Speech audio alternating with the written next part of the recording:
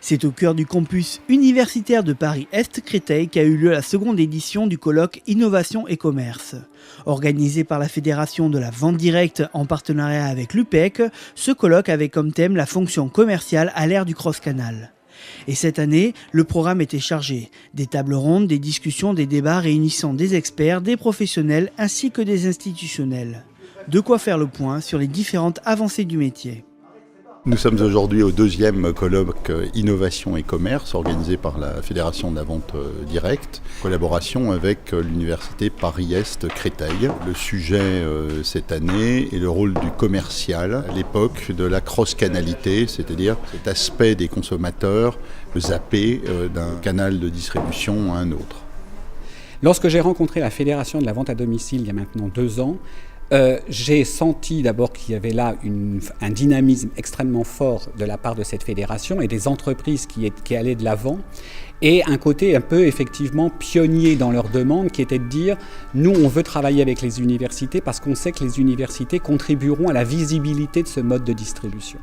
Et c'est une des raisons pour laquelle j'ai souhaité que ce colloque Innovation et Commerce se tienne à l'UPEC.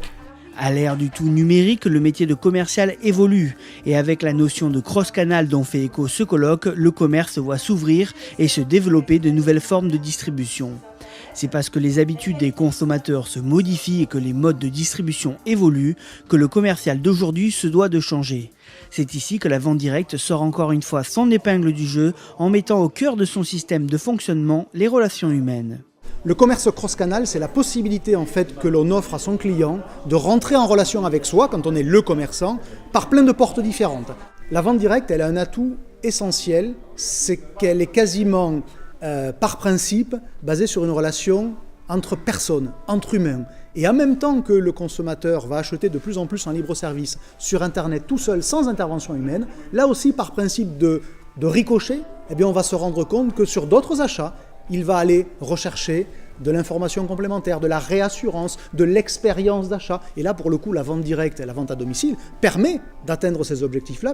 Pour conclure ces 2 journées de colloque, le prix de la meilleure recherche académique Innovation et Commerce 2014 a été attribué à Yasmine Debarge, chercheuse à l'Institut des sciences sociales du politique. Rendez-vous en avril 2015 pour la 3e édition du colloque à l'IAE Gustave Eiffel au sein de cette même université Paris-Est-Créteil. En attendant, gageons enfin que cette édition 2014 du colloque aura autant de répercussions que la précédente. Une des conséquences très pratiques de ce premier colloque qui s'est tenu l'année dernière à l'EM Strasbourg a été la décision de créer une licence professionnelle en collaboration avec l'université Paris-Est Créteil. La première promotion verra le jour en septembre 2015.